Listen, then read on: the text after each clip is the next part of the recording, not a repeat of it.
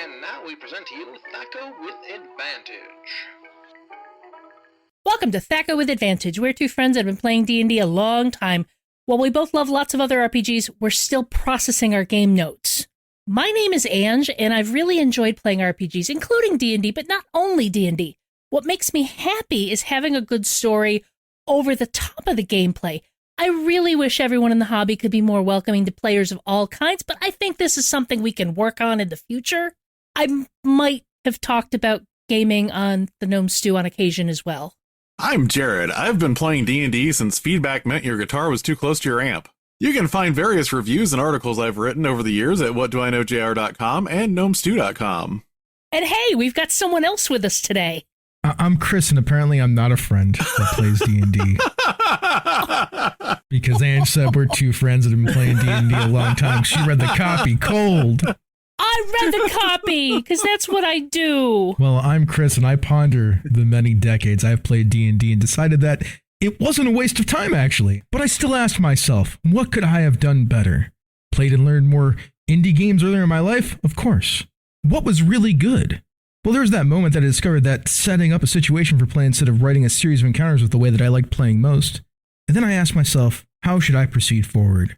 And I think it's by taking a step back from the idea of how storytelling and games overlap and delve into the idea of play experience and the TTRPG as an experience of play rather than a story being told. So profound. After we look at the games we're running in the campaign journal, we'll be talking about feedback and how these can improve our games. Then we'll have some recommendations of D&D related content for you to check out in our downtime research segment. Now stand by for station identification. This is WD&D the Role Player. Now we're going to Mac McKinney in the morning game with Wolfman.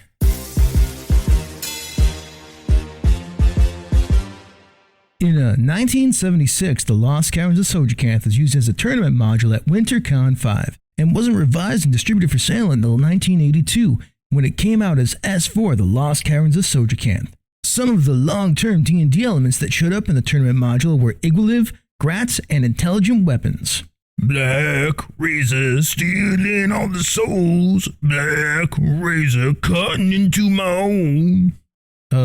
Wolfman, that's White Plume Mountain, not Tsojcanth. I don't care, Mac, 'cause I hate waves 'cause it's a giant fog. Carrying it makes you look like a dog. Well, apparently you have opinions about forks there, Wolfman. I do. Moving on. The mass market version in 1982 went on to include 3 more demon lords, the Demonomicon of Iggwilv, the Prison of Xagyg, and all those summoning and imprisoning spells that eventually showed up in AD&D's Unearthed Arcana. You know, as part of the marketing for the 2024 anthology Quest from the Infinite Staircase, WotC released a condensed version of Tsojcanth called Descent into the Lost Caverns of Tsojcanth, which included the tournament rules. So now you can run this for your players and tell everyone that doesn't win that they need to get good. Yeah, that'll go over well, McKinney.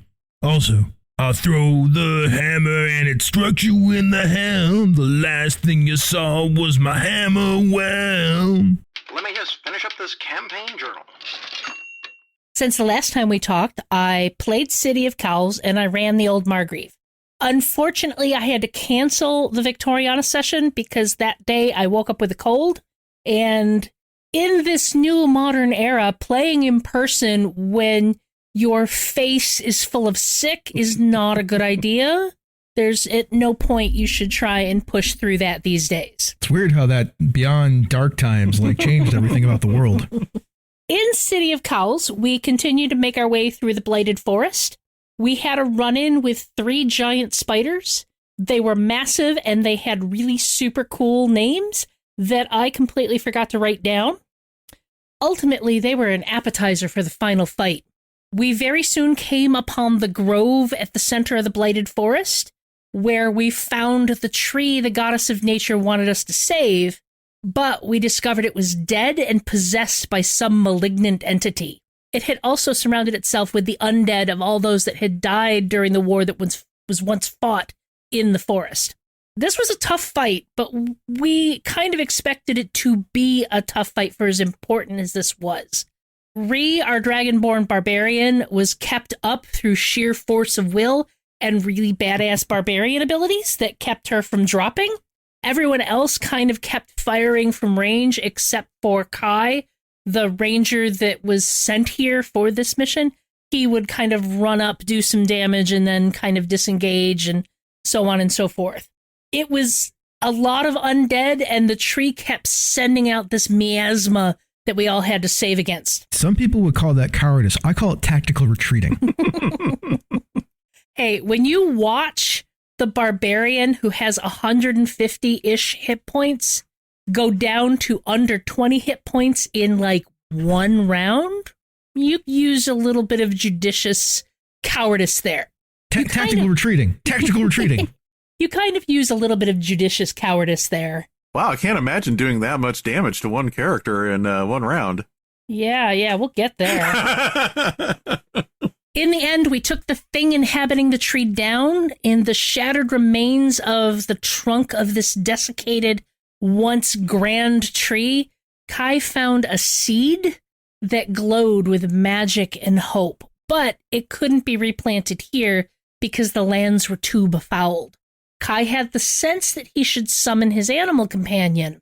And where his animal companion was once a spirit owl, the creature that came to him now was this magnificent crane crackling with lightning, a thunder crane, which is what we have called ourselves since nearly the beginning of the campaign. Though the entire duration of the campaign, Alaric has also rolled his eyes at it because he thought it was dumb. And I finally just, as Dove snapped, suck it up, Buttercup. It's our name and you better learn to live with it. It's pretty good. We ended with basically deciding where we're going to go next, and we kind of all committed to the idea that we are going to continue on this journey to try and fix the world as best we can. In the old Margrave, they had wrapped up things in the village of Whedon and helped them nullify the curse the cultists from the session before had put on the villagers. And then they debated and debated and debated where to go next. I probably should have just given them a suggestion on where to go because they were asking the villagers if there were any legends or rumors of cool things out in the forest. But I really didn't want to do that because I knew what was going to happen the moment they started traveling, and I didn't want to be the GM that put something cool in front of them and then snatched it away because the forest had plans.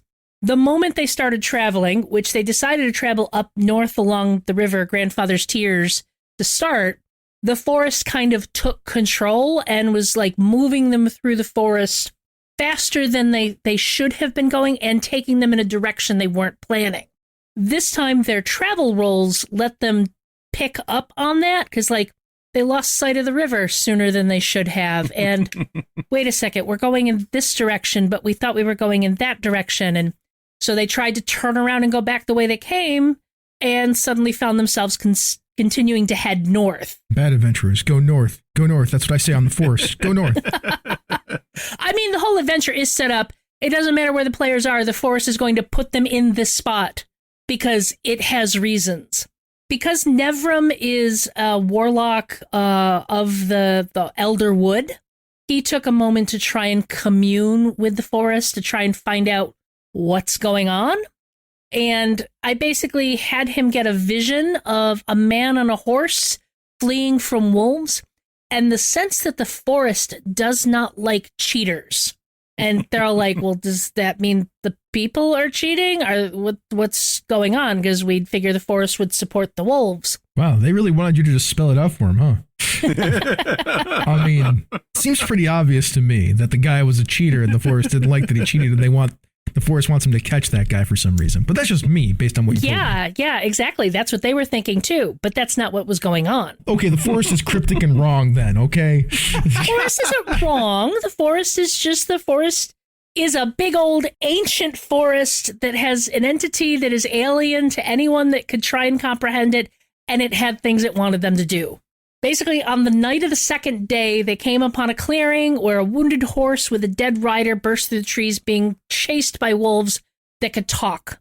A silver hatchet fell at their feet, and the wolves quickly moved in, claiming the hatchet was theirs.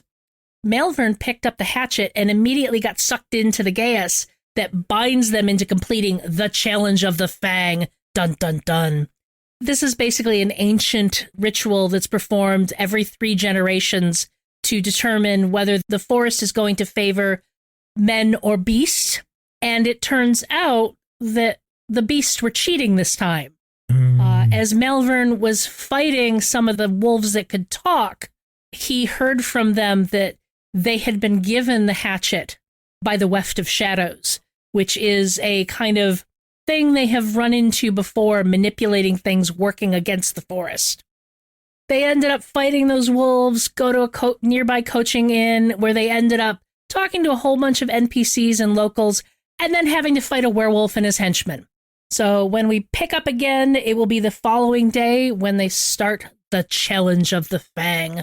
So this hatchet, magic item that is instrumental to the Challenge of the Fang? Yep. Instrumental to the challenge. Basically, it's silver, it's ancient, it has the face of a wolf engraved on one side, the face of a child engraved on the other. It does extra damage against wolves and shape changers.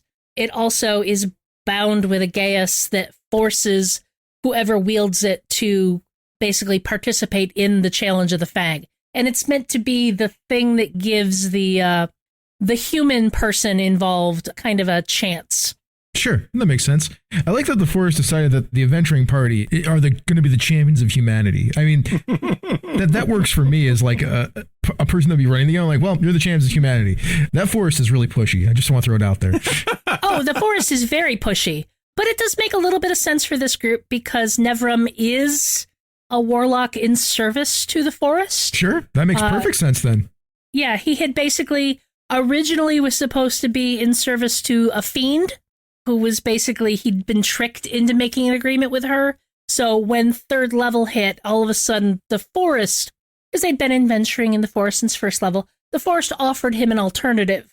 He was able to break his contract with the devil and bind himself to the forest. I'm pretty sure that happened 4 episodes ago in Thac0 with Advantage. You can go and pick it up there. Having run this in the 5e version before the Tales of the Valiant conversion, I am interested to find out if the axe is less of a problem for you because lycanthropes in Tales of the Valiant can shapeshift as a bonus action, whereas when they would get hit and shift, they would waste an entire turn and then to get murdered when in the 5e version of it. That actually didn't come into play in the fight because the person with the hatchet never engaged with the werewolf. I'm like, okay, that works. From tactical retreating in a different game to this game where it was tactical non-brilliance.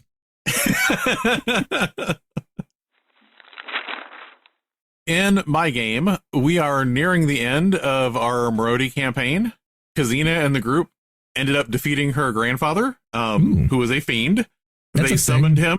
Oh, it's yeah. A big deal, man. Oh, yeah. We're wrapping up loose threads left and right here. Y'all that might be listening to this show for the first time. I've been listening to this story about these characters for like 50 episodes, okay? Like, well, we started the Marodi campaign in January of 2022. So probably the entirety of Thac0 with Advantage. I've been listening to this story. Oh, yeah. Like, I'm like clued in. And I will say, when Jared talks about something doing a lot of damage in one round, Kazina took 100 points of damage in one round. Because her grandfather went straight for her. See, the reason he was very upset is they summoned him. He's been trying to get her to summon him to the material plane forever. Now they summoned him within a summoning circle that if he dies in the summoning circle, another archdevil gets to claim his soul. Oh, that seems problematic for him. And as soon as he realized that, he went straight for Kazina and proceeded to do about 100 points of damage to her. I mean, that feels like an appropriate reaction. I'm just throwing that out there. Yeah. And I mean, to be fair, Kazina did crit her first attack on him, which was sneak attack. So she did like 150 points back, man. Like, what's the problem? It wasn't quite 150 points, but I think it was 70. I don't know what level these characters are. They are 13th level, so... Jeez. Yeah, we are getting to the point to where I do not worry about holding things back on them. But when her grandfather was defeated, there is an ice dragon that became an archdevil named Iranciev, who is actually the way back ancestor of Kazina's line. And she came and claimed the grandfather's soul, drug him back into hell. And now Kazina's Hellish Rebuke does cold damage instead of hot. Huh. It's cool. And her great grandmother verified that she was relinquishing any claim to Kazina and Inezic's souls. Oh, there you go. Story over. Wrapping up those loose ends.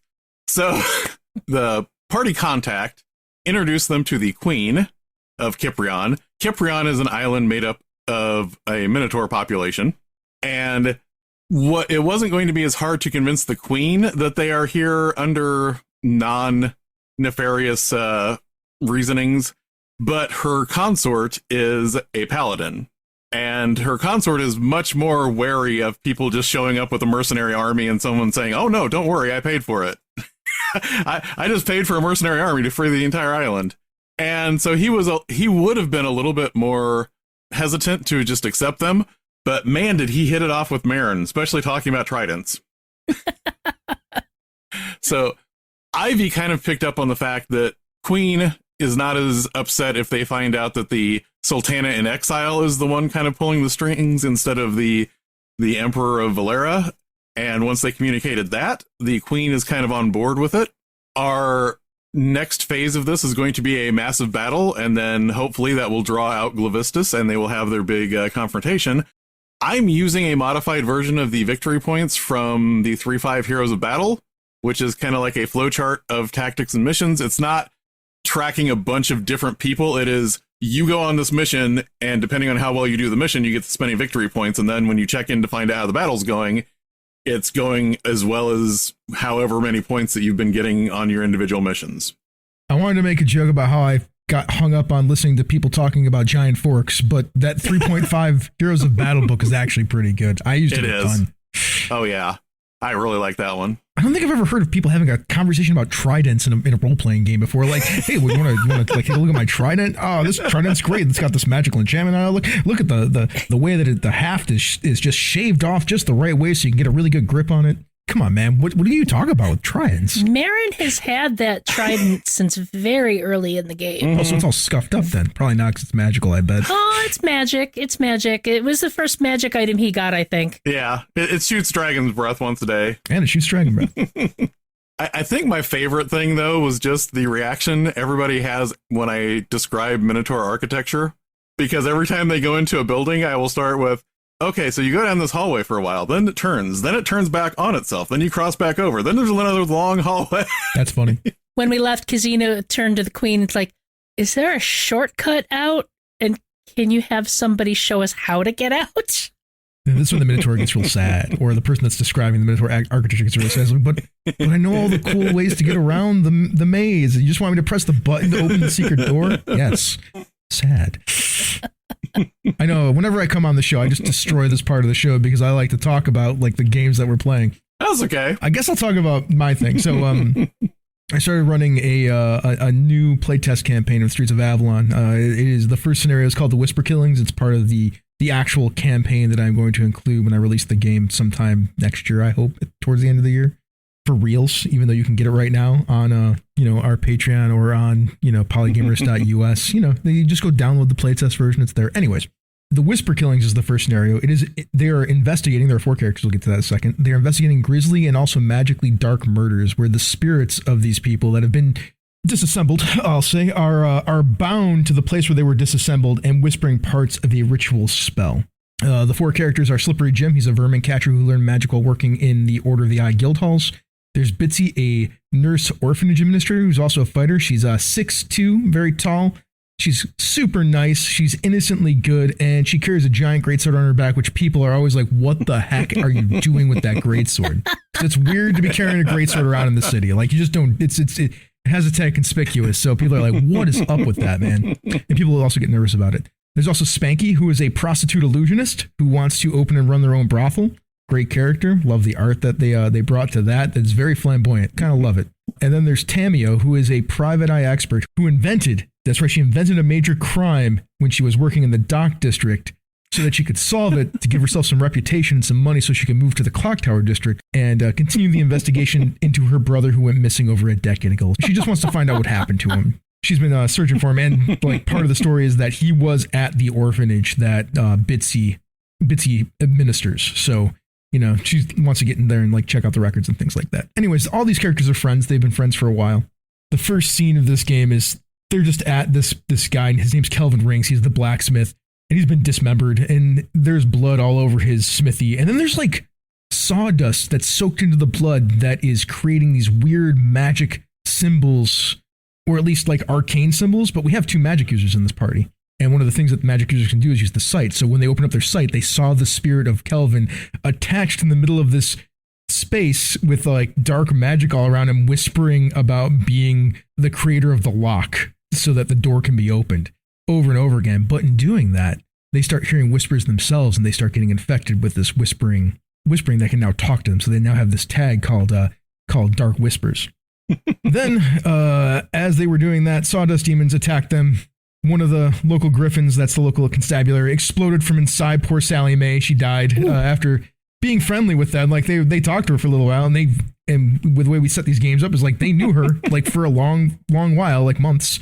Someone set a sawdust demon on fire while Thac0 was in the middle of it. Thac0 didn't like that, so she jumped into a barrel of water to avoid being burned more badly before the group finally finished off the sawdust demons. That's what they called them. They're magicked up sawdust monsters. Anyways, after that, they start investigating further, and they split up. So Bitsy and Slippery Jim go to the TikTok, that's the local graveyard, to talk to the Undertaker Garen Vell about the first victim, because this is the second victim. Spanky, he goes to find a local carpenter named Jorn, who has been said to be a bit angry and bitter lately. And Thac0 went to find this person named Old Tella, who was a retired carpenter who had lost it a bit, but supposedly witnessed what happened at the blacksmith shop. So Spanky talks to Jorn, and we find out that Jorn, it's just his wife died about 2 months ago, and he's just grieving, and he's not doing a very good job of it. And he actually talks to him, and they have a really lovely conversation, and he gets him kind of like at least moving forward to try to get better and get over being sad about this. Like, he's not obviously going to get over it in a second, but at least he's going to take that first step towards being better. It was really, really lovely scene. And they all they didn't make fun of it, but they were all like joking around because everybody else almost got murdered. And he's like got to have a nice conversation and have some tea with this guy.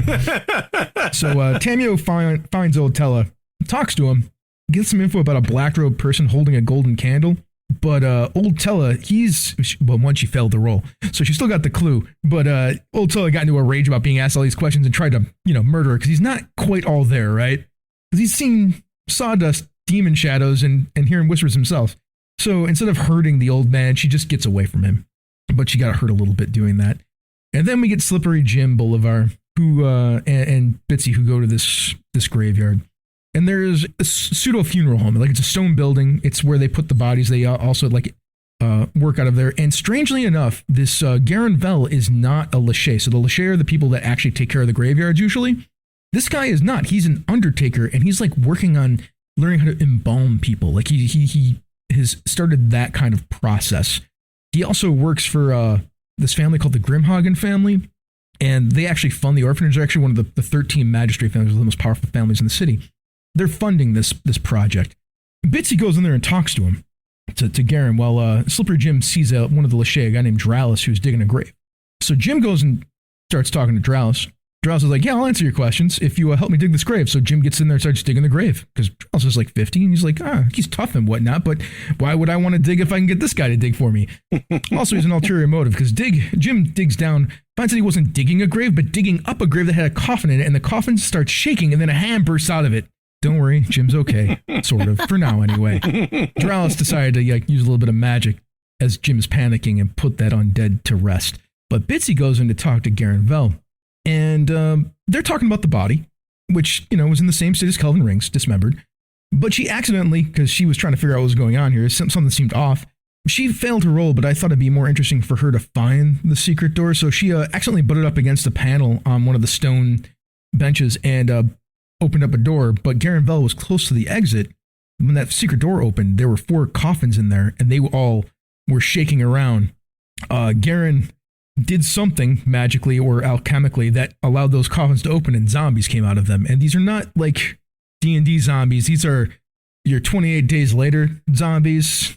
They're mean and they're even worse than that because Bitsy pulls her greatsword out because she's got a greatsword on her. And once again, what do you do with a greatsword? cuts one of the zombies in half, and the zombie doesn't die, it just keeps coming. Like, the bottom part keeps crawling, and the top part, which still has one of its arms, is still walking at her. So she's like, well, time to go. So she starts running, because she's like, I can't kill him. Garen runs out of the place, locks the door. There's a desk clerk named Colin. They talked to him on the way. Bitsy talked to him on the way, and he's like a 22-year-old kid. He's a nice kid. Bitsy's running out with zombies chasing her, and these are fast zombies. That's a problem. Bitsy gets to the door's locked. Jim and Drellis are outside. They see this guy like running away, and Drellis is like, yeah, that's Garen right there. Jim's like, oh man, because he's like going to start chasing him, but the door's locked. So he runs over to actually pick the lock on the door instead of going after Garen. So Garen gets away. They finally, Bitsy's like holding the door, keeping the kids safe. Jim gets the door open. They start fighting with these infectious zombies, I will say. One of them's about to bite Colin. Jim jumps in the way, saves Colin, gets bit on his arm. Ooh. Now things get wacky. This game, Streets of Avalon, has conditions, so I give Jim the condition Festering Rot, and it's working real fast. And I'm like, this condition will kill you in about an hour. Drellis puts the rest of the zombies down, uses a pretty potent spell. He's pretty tough. He's like level 6.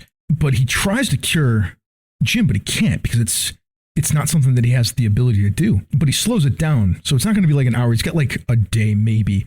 And Jim looks at Bitsy and says, all right, cut it off. So Bitsy's a nurse, rules-wise. I'm like, cool, you're a nurse. Make a Shirgan roll to make the target number easier for you to roll with the greatsword, and then that'll make it easier on the endurance roll that I'm going to have Jim roll when you cut his arm off to see if he survives the shock of having his arm cut off and doesn't instantly die. So Bitsy makes a Shirgan roll. Then I make her make the greatsword roll to cut his arm off. She makes that roll. Makes the endurance roll for Jim not nearly as hard. He makes that roll, doesn't die, and I'm like, all right. He's missing his arm. Drellis heals his arm. Jim's unconscious, like on the ground with Drellis like healing the blood. And as Bitsy's standing there, poor Bitsy, this very nice lady who's a 27-year-old, 6'2" blonde nurse that's really nice to people, even though she carries around a greatsword, is like staring at her friend. This is her friend for like months now that she just cut his arm off. And she's looking at her greatsword with all the blood all over it, and she's looking at him with the arm off, and the poor kid Colin was holding him, so now Colin's like laying there with an arm on the ground. And I'm like, make a psyche roll.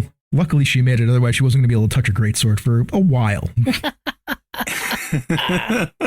More things happen. We actually finished that scenario, but I think that's a good enough place to end that story. And that's actually where we ended that. That was the second session that we ended right there. Strangely enough, I just watched Evil Dead 2 last week again. I will tell you that the Whispers started promising Jim that he could have his arm back. Ooh. Yeah, every time they looked at those shades, because more people died, because part of the thing is kill these people to like complete the ritual. Every time they look at those whispers, at those whispering spirits, they got more information, but they also put their psyche at risk, and they failed some of those rolls. Eventually, Jim got the tag or the condition double agent. It's pretty good. All right, that's me. I'm done. And now we come to our Eldritch Invocation. We've got a Patreon, so if you would like to help us do the show and have Jared curse people, and maybe Ange curse people if you would like Ange to curse people, we could do that online. I swear to God, I'll do it on our Blue Sky account. I'll do it. I have control. We would love it if you would decide to join. We do have our own Discord. It's free to get there. We actually pretty regularly release stuff on there. Some of it's free, some of it's not. I release a now weekly blog. I've been doing it for like 7 weeks, I think, of just like stuff about Streets of Avalon and now the other games that I'm running, like my Delta Green game that's coming up. And I actually would encourage Jared and Ange to go and write on there too. They have the power, but they also want to write for the gnomes too, so I get that too. And also the early version release of Paragons of the Cosmos, which I am pretty much done laying it out. I gotta lay out 3 stat blocks. You'll all have it by the time this is out. So Paragons of the Cosmos. That's our Daggerheart campaign frame that is an homage to She-Ra and He-Man and cartoons of the 80s. Those terrible, terrible now animated cartoons of the 80s. And, going forward, like She-Ra, Princess of Power, and the He-Man cartoons that came later. Welcome to the Dungeon Master's Workshop.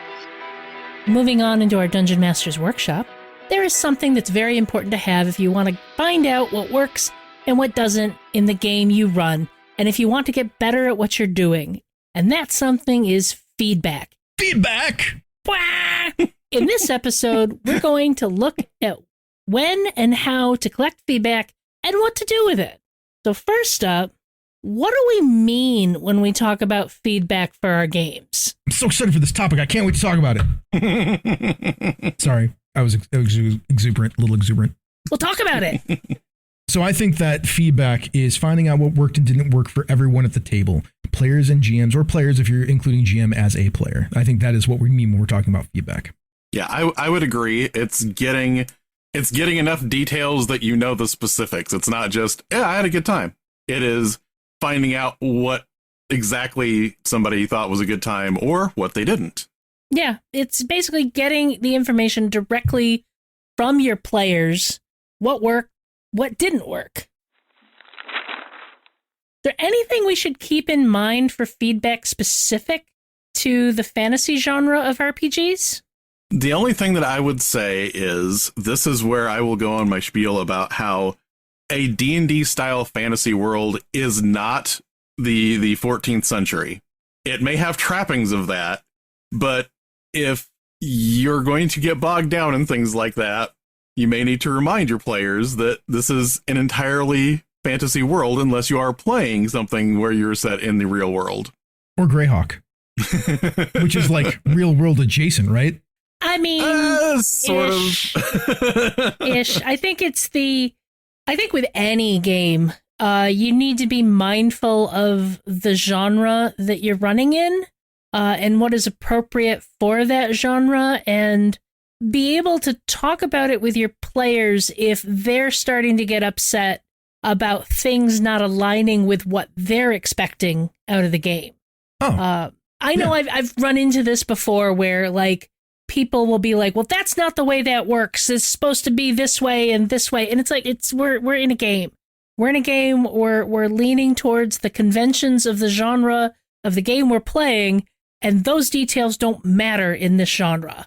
So we're going to try and play this fast and loose. I actually kind of ran into this with my Supers game I was running because I have a couple of incredibly intelligent, incredibly technical people, and I threw robot drones at them.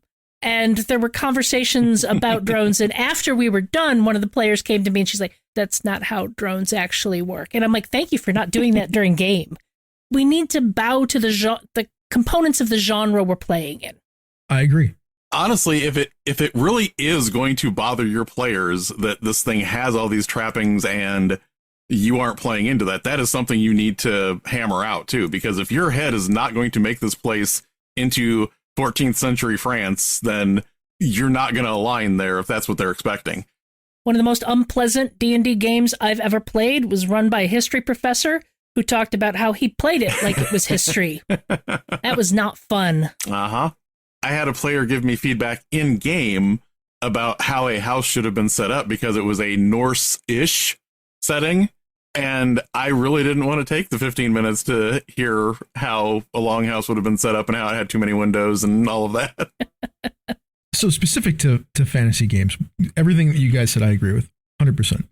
I think the next, if we're going to like delve into fantasy from place to place, right? Like it's how does the magic work and how does the magic affect the world? Mm-hmm. Because most fantasy games, that is what often makes it fantasy is the magic, whatever the magic is of the setting.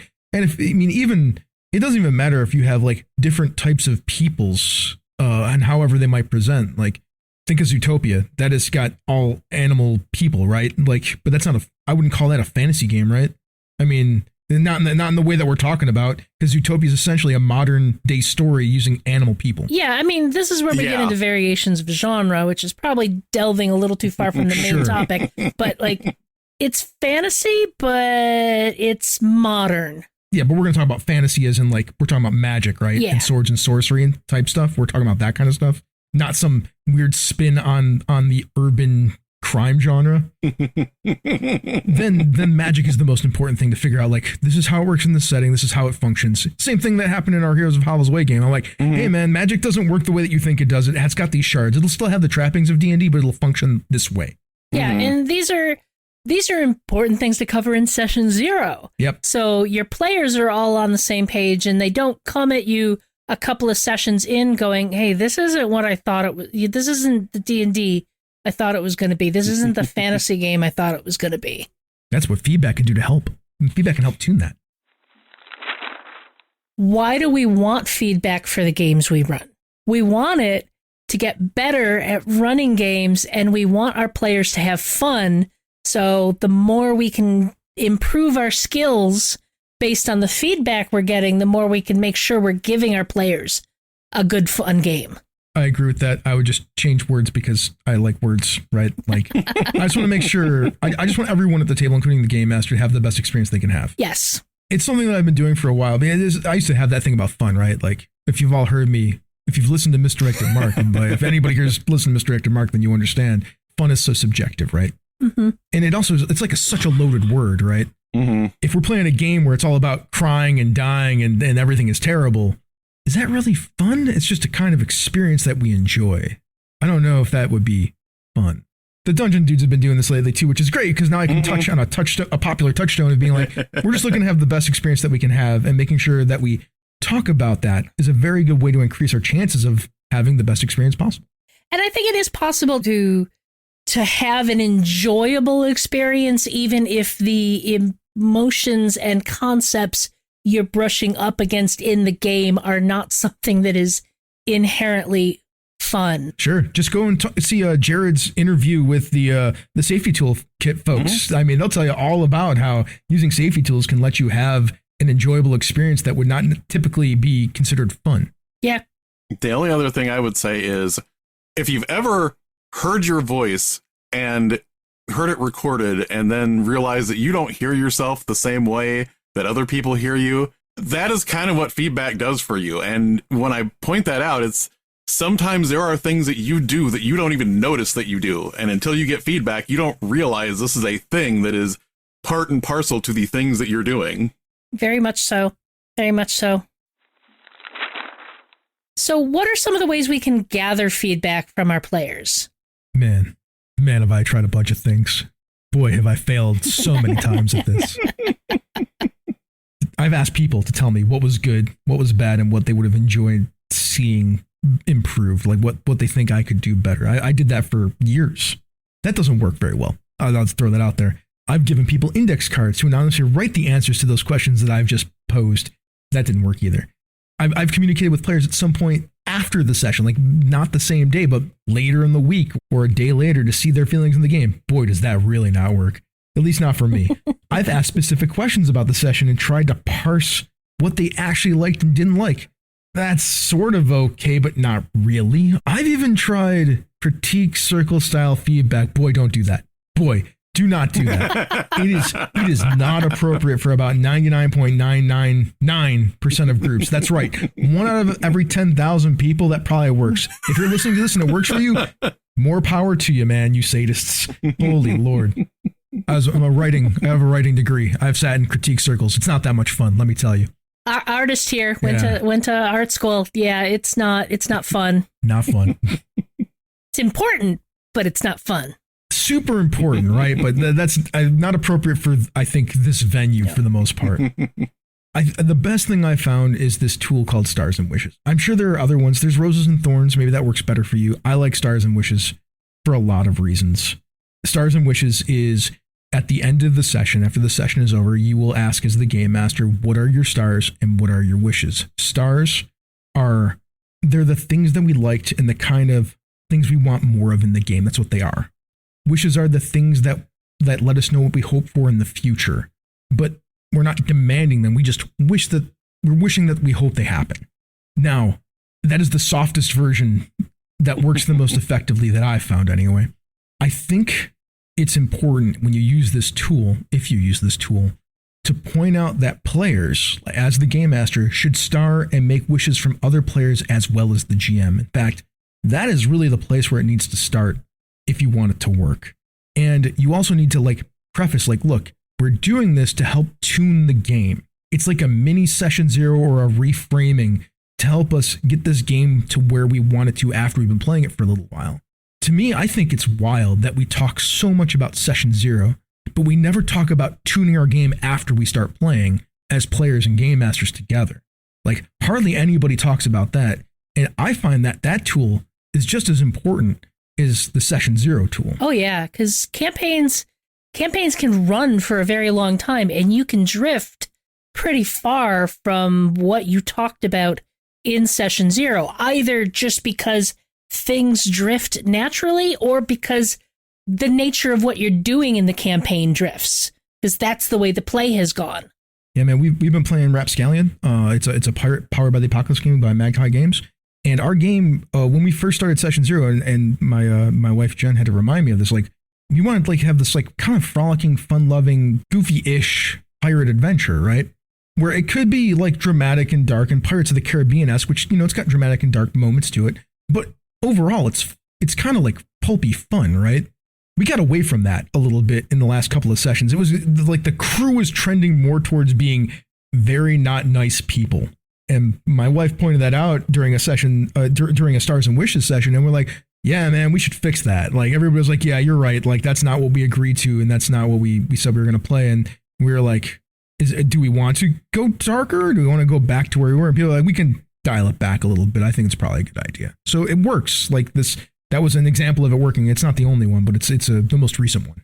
I will say, as Chris said, doing too much of a structured feedback thing is generally not great unless you have some really, really specific types of players. I used to do Google Forms, and I used to get at least one response every 4 or 5 Google Forms I sent out.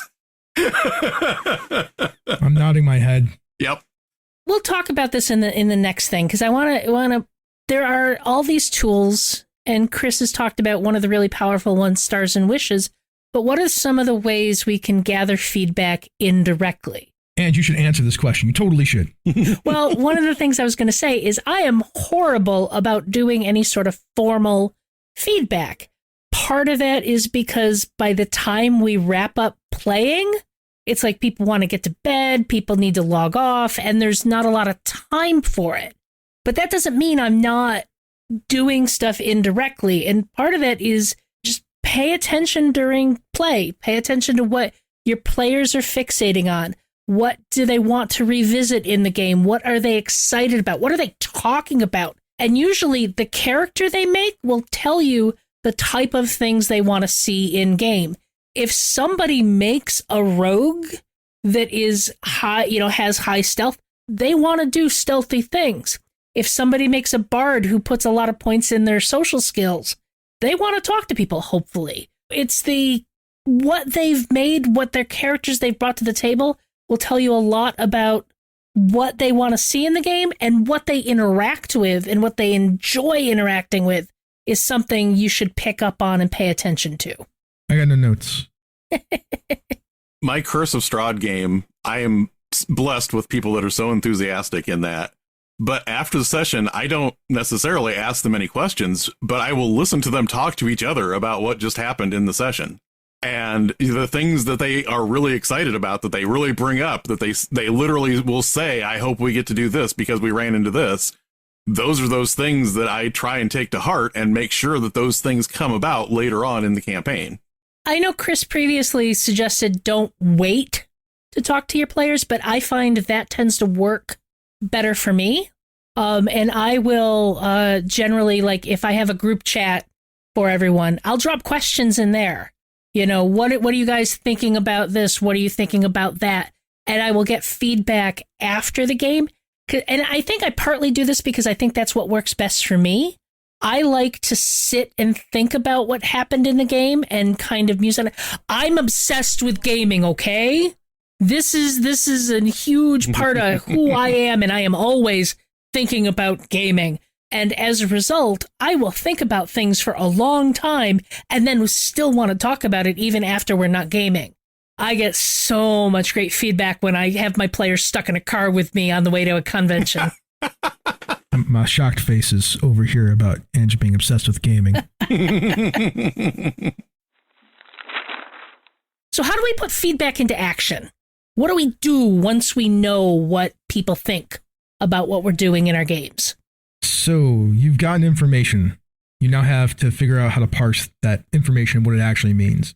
So if the group enjoyed a puzzle, what do they enjoy about it? If there was a particularly memorable moment in an action sequence, what made it worth talking about?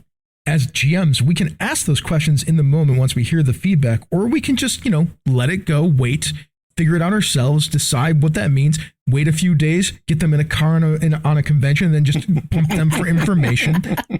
They're in a trapped space. Where are they going to go? They're just going to have to talk to you because you're obsessed with the game. That's just the way it is. I will say they don't hate it because they're usually as enthusiastic about it as I am, just maybe not as obsessed to the level that I am. Do you think I was talking about you? I was talking about me. I used to, when I first started getting into collecting feedback, which this goes back to Pathfinder days and things like that, but I would get feedback, and if somebody did give me some of that feedback, I would then turn around next session and use it. And I don't think that was a good idea now. When I get feedback, I will mull it over, and I will try and time it to where they didn't just say it. They didn't just talk about it last session, but they haven't forgotten about it 2 sessions later when it comes up again. And that gives you a little bit more time to connect it to other things, sometimes to connect it to other things that other players want, so that it all happens kind of at the same time. Yeah, that's good. That's useful. Once you figure out what it means, then you can dole it out. I use Google Docs for everything these days. And because they put the tab thing in there, I just have a tab in my Google Doc for my campaign where I'm like, cool, this thing needs to come up at some point. This thing needs to come up at some point. This thing needs to come up at some point. And if I'm sure about it, I will put it higher on the list. If I'm less sure about it, I will usually give it some sort of notation to be like, feel this out. Then I have like a priority list. Boy, man, this sounds a lot like project management at this point. And it kind of is a little bit, but just for yourself, right? You're just managing yourself, right? And how you understand your players. That's the way that I put feedback into action anyway. I will also say that running games is an active skill. It's something you have to keep doing it to get better at it. And if you're not thinking about how you can improve, what you can do better, how you can maybe do something a little differently, you're getting stale. Your players may not complain because it's still a good game with friends and they're enjoying it, but trying different things and taking the feedback you're getting from your players and trying to give them more of what they're enjoying is going to make you better as a GM. And nothing's sadder than a GM who thinks they're great and then you find out they're still running games exactly the same way that they did 10 years ago. I figured out how to do this in high school. Yeah, I don't need to get better. Everyone loves my games. Yeah, and you don't realize you have a rotating, you have a rotating group of players. You have new players come in who think you're fantastic, and then they start getting bored and they wander away. But you've got new players coming in thinking you're fantastic, so you never change. There's a positive to that. I'm of the growth mindset, right? I'm going to play devil's advocate because I think it's worth it to play devil's advocate. There is something comforting about the person who what kind of game you're going to get out of them, and it's going to be decent. And you're like, man, I've been game mastering or dungeon mastering or whatever mastering for like storytelling, whatever, keeping for, the last like 2 years, man, I got to go play a game. At least I know I'm going to get something decent out of this person if I go play there. I mean, it's like going and watching a movie that you've watched 1,000 times, right? Oh, that's comforting. Like I know what I'm going to get. I will say that a lot of times those GMs are also the ones that like to mansplain to me how to be a good GM. Those people are assholes for a completely different reason, not because they're trash game masters necessarily. I just find, they run a fine game, but they also think they're hot stuff. And it's like, most of your really good players wander away.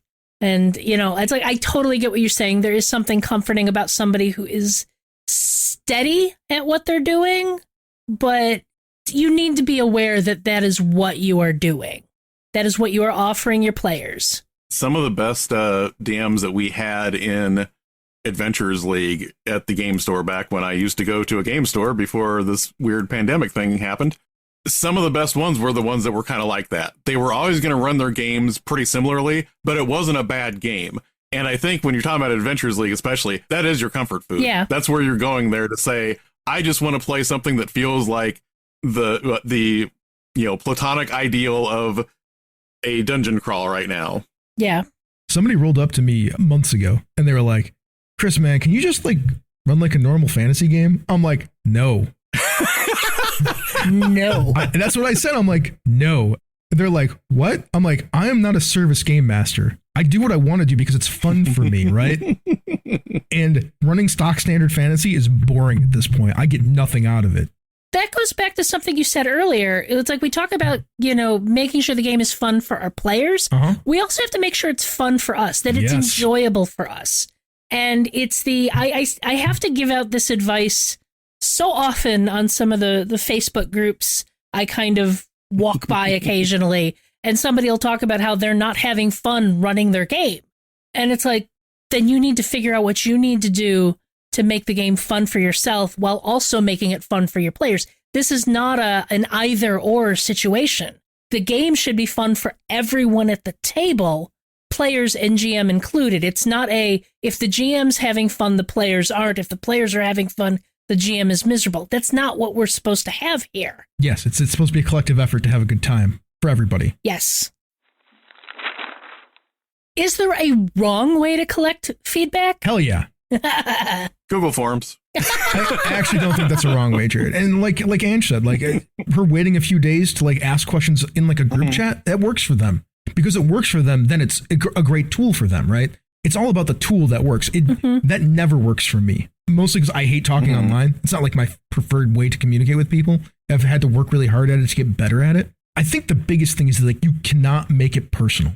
This is not about someone being wrong or even right. It's not about wrong and right. And once you make feedback personal, people get defensive. And that's the last thing that you want, because that's not what this is about. You need to establish, in my opinion, why you are collecting feedback in the first place. That's why when I do my Stars of Wish, I'm like, look, this is about us finding a way to make the game more fun for everybody.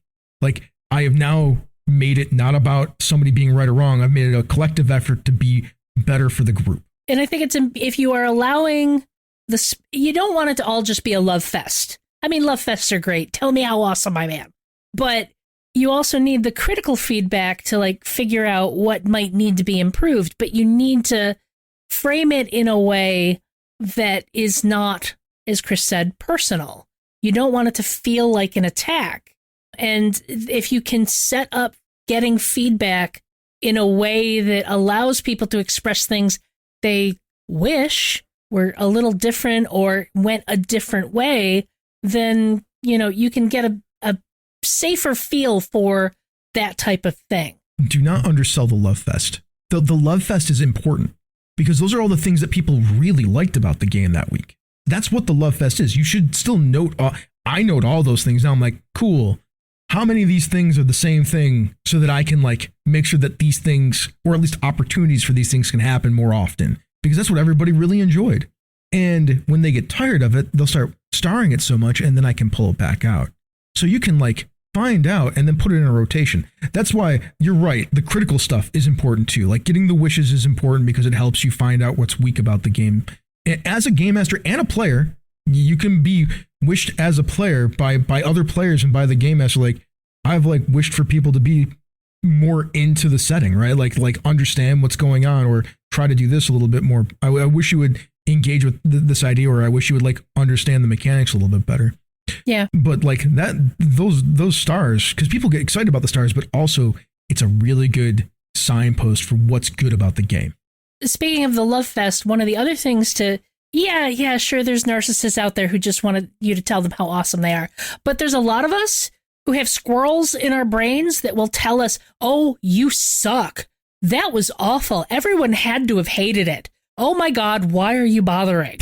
And getting reminded that your friends actually like you and enjoy what you do can be really helpful in those times. I was actually going to touch on that, which would probably shock both of you. But I used to, like when I was doing this, I was sure if someone isn't telling me something negative about my game, then they're holding back. They're being nice to me because I know I have to be screwing up something on a regular basis that they need to tell me. And I used to try and work those things into feedback where I'm always asking certain things from a negative standpoint. Like, what did I screw up? When I forgot this rule, did that ruin things for you? I had to quit doing that as feedback because that's at best your friends are not going to want to answer that. At worst, you're putting it in people's heads that you really aren't that good and that these things are things they should be bugged by. When I started running 20 years ago, my mantra at the end of the game was, did it suck? And it was partially a joke, but partially a, oh God, please tell me it wasn't awful, because I have no idea whether or not that was any good. And it became a joke, but it was still just like, Ange, stop it. If it sucked, they wouldn't still be here. I have some really nice friends. I was like, man, that's like some of the worst game mastering I've done in like ages for a couple of sessions of a game that I was running. They're like, damn, Chris, that was your worst? Your worst is so much better than most people's best. I'm like, you didn't have to say that, but I appreciate it. I was like, it's very nice of you. Boy, was I mad at myself, though. Anyways, if you want a solid trick to get everyone to participate in giving feedback, I mean, this goes into this thing too, I suppose, but it is also like my last thing about like the wrong way to collect feedback. The right way is give some feedback on yourself and on how you can improve. Like, man, I messed these things up in this game and I need to be better this way. That'll let people know that it's okay and that you're creating a safe space for people to talk. Yeah, because, and I'll tell GMs this all the time, you know where you screwed up. You know where you flubbed something. Your players may not have even been aware of it, but you know when you dropped the ball on something or forgot to include a detail or, you know, ran an adversary the wrong way. You know it. They may not.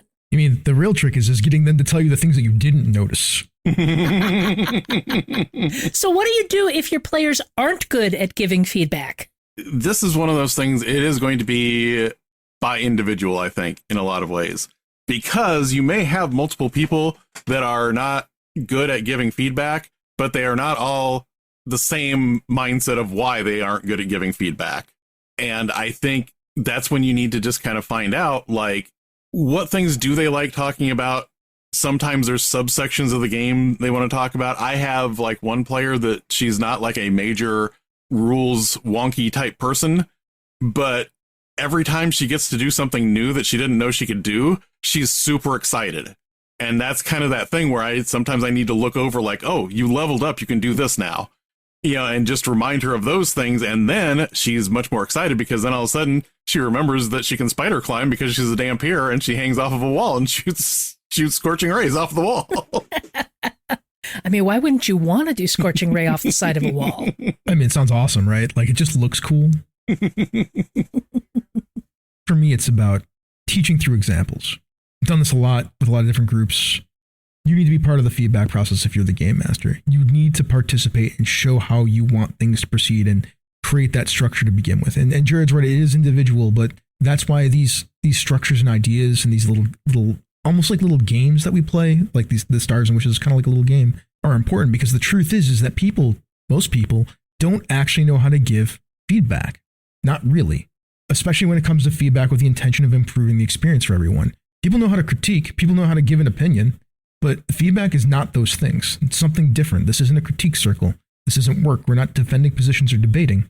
We are absolutely trying to provide the things that we want to have so we can have a better time at the table. That way, instead of just passively aggressively leaving games or dissolving groups so we can create new groups with people who prefer, in quotation marks, to play with, we can do a better job of understanding what each person around the table wants out of play. It's why I like Stars and Wishes. It provides that structure.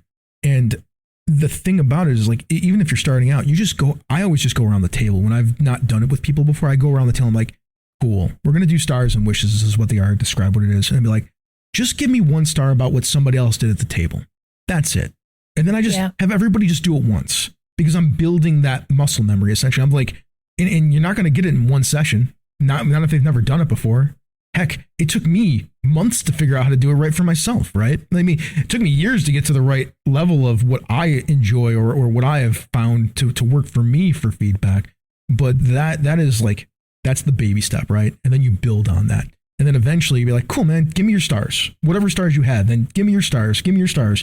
And the wishes thing too, man. Is there anything that you wish for in the game that would have happened? Even the smallest thing, like, what is it? And I will do my best to make sure that it happens in the next session. Or in the next 2 sessions, right? And then I have to follow through on that as a game master. That's what you have to do as game masters to get this culture at your table to work. I think it's important to leave the door open for the players to give you the feedback, but also not necessarily force them in ways they may not be ready to do. I've talked about how when sometimes you have new players at the table, you're not sure if they're having a good time because there's so much happening in their head that's not coming out at the table. And then you talk to them after the game, they're like, that was so much fun. When do we do it again?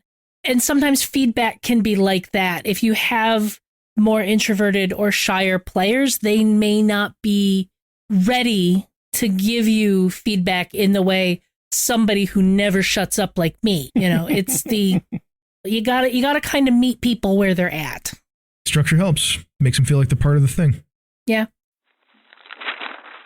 That brings us to, should you provide feedback to your players about their participation? Say the word that I hate that you say all the time, Ange. Maybe. Not that one. Carefully? Yeah, because every time you say it, you never define it. How many shows have I edited and you say carefully? I'm like, can I just delete that? Like, what does it mean? And then when you define it sometimes, I'm like, yes, she defined it. What do you mean by carefully? I basically mean if you are having a problem with a player, dealing with that problem by providing them feedback during a feedback session with everyone at the table is probably not the best way to do that. You want to generally, especially if it's a group setting where we're doing stars and wishes around the table and you want to give feedback to a specific player, it's better if I think you couch that feedback in a more positive way to kind of reinforce the behavior you want to see rather than chastising them for the behavior you don't want to see. If it's a problem that's big enough, you can definitely have that conversation with that player and just that player. You know, you have to be careful that this isn't you just using it as an opportunity to tell the players that you don't like how they're playing. You need to give them information on how you want them to play rather than how you don't want them to play. Sure, that makes sense. I just don't use carefully, I use reasonably. Like, that's the word that I prefer in these situations. Be reasonable. Like, these conversations, in my opinion, should be had with honesty and without malice. And that's the important thing, without malice. And like I said before, you can't make it personal. It's not about personal. To me, it's also why stars come first and then the wishes are so good like later. Like I said, I've told players that I wish they would buy into the tone of the game more, or they would take some time to read the rules. I mean, I wish you would do this if you have the time. I'd appreciate that, right? Like, that's my wish, and that's how I frame it, because that's not an accusation. That's an ask. And if you have time, these are the kind of words that you put on the end of it. And this is going to sound strange, but this is from like reading tons and tons of books on like leadership and management lately, right? Like in the last like 2 years. These are the things that you do to like not piss people off by giving them actual real feedback. Boy, is it weird that I had to admit that on a podcast that I actually study management and leadership to be a better game master. I mean, it's essentially the same thing, but that's exactly what it is. Even something as simple as, man, I wish people would contribute to the food conversation at least the day before the day of the session. Because, you know, one of my groups, like, they like to plan the meals out. And when they don't do it until the day of, it puts a lot on me because the games are at my house and I'm often usually putting the food together for people. Oh, God. What do you want to have? I don't know. What do you want to have? Where do you want to order from? I don't know. Where do you want to order from? No, I don't want to do that place. What about this place? No, I don't want that place. Oh, my God. I murder everyone. Yeah, it's not very hard usually for the group that I'm talking about, but sometimes I just have to remind them, and I'm, you know, a busy human being myself. I just wish somebody else would be the food captain. Yeah. If nobody knows what the food captain is, go watch the Smarty Pants, the show where they like give PowerPoint presentations. I love that show. I usually think of giving player feedback in two situations, and I'm not saying these are only two situations you should, but one, if somebody's being a problem at the table, that's one thing that you're going to have to deal with. The other is, I like to think of a lot of times, like, you're not doing stuff that you would think is fun. Like, you're not learning some of these rules, and I'm not getting on you because I want you to learn the rules. I'm saying if you knew these rules, your character can do 5 or 6 other really awesome things. That's what, you know, I'm hoping that you can be able to do. And I think that is a lot easier to do in front of other players. Hey, don't forget, you can do this thing where you turn into a whale. I have no game where people can turn into a whale. It was a bad example. I did in Shadowrun years ago. But then when you're talking about somebody that is a problem, that is a whole other thing, because you need to figure out if that person is a safety problem. That's not even a conversation. That is, that's a completely different thing, right? Like when you get to the point of problem player, now we're talking about something that's outside of what I would consider the feedback. Yeah. As Ange said, and Jared have said, if you were in the realm of problem player, feedback is not going to solve that. That's a conversation away from the thing to make sure that you folks, whoever you're having the problem with or has having the problem at the table, is on the same page. Also, players, stop making your game masters be responsible for that stuff. Go handle it yourself. Like, you're allowed to. I do think there are levels of problem player, and there are times where you may think that feedback can fix an issue, and it's over time you realize, no, this is just a problem. One of the other things I wanted to say on giving players feedback, though, is, again, don't underestimate the power of the love fest. If you have players who are doing cool, awesome things, let them know. Yeah. Let them know that you are enjoying them at the table. That is a huge part of it. Mm-hmm. I like the GMs who I appreciate their games, and they have told me that I am always welcome at their table, and they enjoy my presence. It's like, oh, hey, I can tell the squirrels to shut up for a little while. Game Masters should give stars too. Like the Game Master is not outside of the stars and wishes feedback loop, right? Like they're just as much a part of it. They are part of the group. This divide, I know that the Game Master has a different set of like responsibilities than the players at the table, but you're all one group. Stop dividing yourselves up, especially when it comes to this topic. That is not what this topic is about. The Game Master is kind of managing things, but somebody else could actually manage the stars and wishes part. It wouldn't change that much. Yeah. So what do you do if you don't collect feedback for your games? Then you don't. It's fine.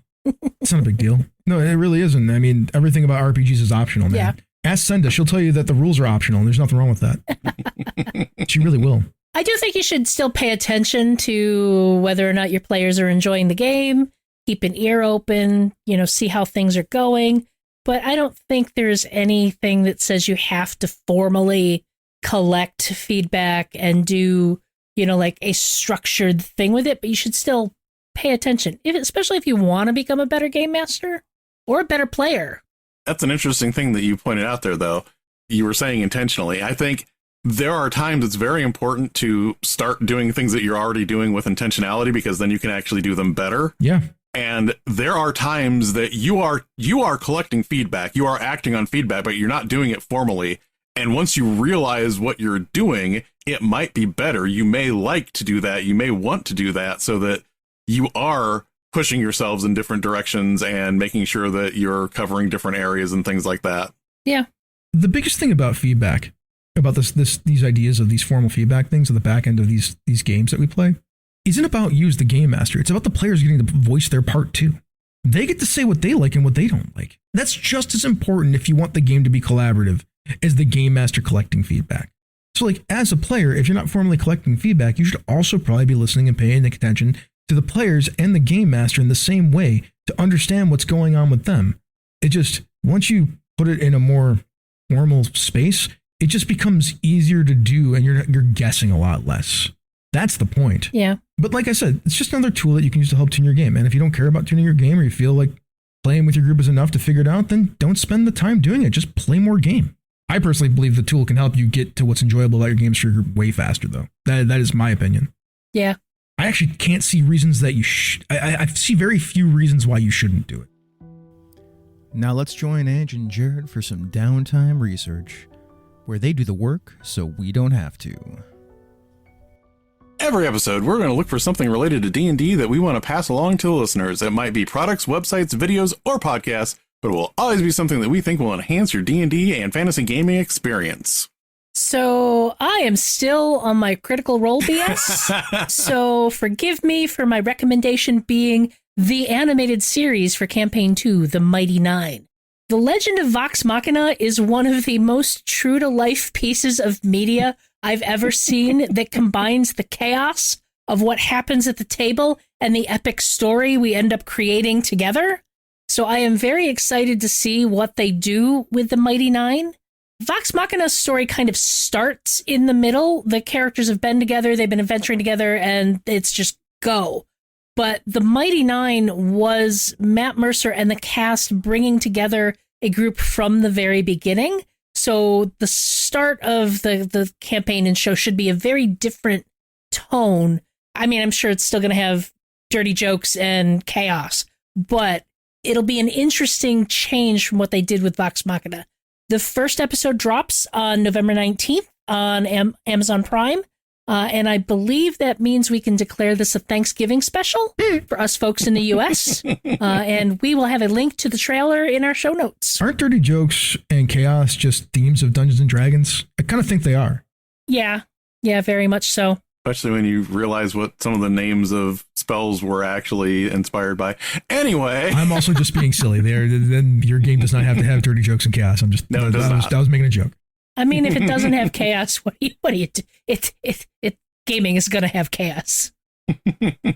So for my pick, Dragonbane Trudvang is on the way. What is Trudvang? I'm glad you asked. The Dragonbane RPG has been a long-term staple of fantasy role-playing in Sweden, and if you read my review on Gnome Stew back when it came out, you know I really liked Free League's version of it. It is probably one of my favorite old-school feeling, but also new enough that I don't feel like I'm regressing in my gaming habits when I'm running it type of game. Trudvang is one of these settings that grew out of the Swedish version of the game in the early 2000s, and there's going to be a 4-book set with a campaign setting book, a player's option book, a bestiary, and an adventure. There's a Kickstarter on the way, and we'll have the link in the show notes so that you can get notified if you want Kickstarter to tap you on the shoulder and tell you it's time to spend money. Yeah. Kickstarter's always willing to do that. Yeah. They want your money. Yeah. Dragonbane, Trudvang, back it. Yeah. So Jared can get more stuff. I'm just trying to help. Also, the Mighty Nine, like, I can't wait to see Jester on screen. It'll be cool. Oh, yes, Yeah. so cool. much. For me, do my best Rob's from Comics Explained parody. Son. Have you heard of Tales from Wood Creek? Oh my God, it's Deborah Ann Wool and the Dungeon Dudes, and boy, they have something I'm not sure I have ever seen before. It's D&D, it's TV, and it is awesome. So it's got actual environments that the players move around in and can discover and explore in while they're playing D&D. Oh my God, it's so cool. I guess you could call it like this escape room style stuff while playing D&D. It's like almost like pseudo LARP. Yep, pseudo LARP escape roomy stuff, right? It's really, really cool. It's very well produced. They had some decent cash invested into the project and into the production. And boy, is it completely worth watching. Plus, Angelani Bhimani, who I love Angelani Bhimani. If you've ever heard of a game called Sunderfolk, I'm pretty sure she does the voice of the game master in that. She's amazing. She's amazing at everything she's in. She's been on Critical Role a bunch of times. She's done a bunch of stuff. And then Aman Vellani, Miss Marvel herself, is guest starring in at least the first episode, and I assume the second, which isn't out yet. At least as of the recording of this episode, it's not out. It'll probably be out by the time anybody hears this. The episode is 45 minutes long, and it is fantastic. We will have a link to Tales from Wood Creek Episode 1 in the show notes. Go watch it, please. I want to see more views on it. Anjali Bhimani actually knows Iman Vellani from Miss Marvel. Yep. Yeah. She played an auntie on the show, and she has been trying to, bring Iman over to the gaming side of nerddom, which is not that far of a step for her. I was going to say, she's already such a nerd because she's like correcting people on Marvel stuff. Yeah. Because She's also she's writing such this a Marvel. nerd for the comics. Yeah. Yeah, it's awesome. I love her so much. At least she was. I don't know if she still is. I think she still is. I know she was doing a run on it. I'm not sure how many issues or what, but she definitely did a storyline on it. We are happily part of the Polygamers Podcast Network, helping you run and play your best games. We think you'll enjoy another Polygamers podcast like... Hey, there's a lamplighter here. I think he wants to read the blurb. Is that okay? Yeah, sure. Go for it. Why, thank you for inviting me in. Under the Lamplight is a Streets of Avalon RPG companion podcast where Brett and Chris talk about the setting and the game. The Streets of Avalon RPG is a low-fantasy urban RPG focused on the stories of people living in a city of classism, corruption, and decay, while trying to bring a little light into their lives and the peoples closest to them. Now I will be off to light some more lamps. We have used up all of our resources, so I think it's time for a long rest. I hope this adventure was rewarding for you, and we hope you go exploring with us when we start our next adventure. Bye.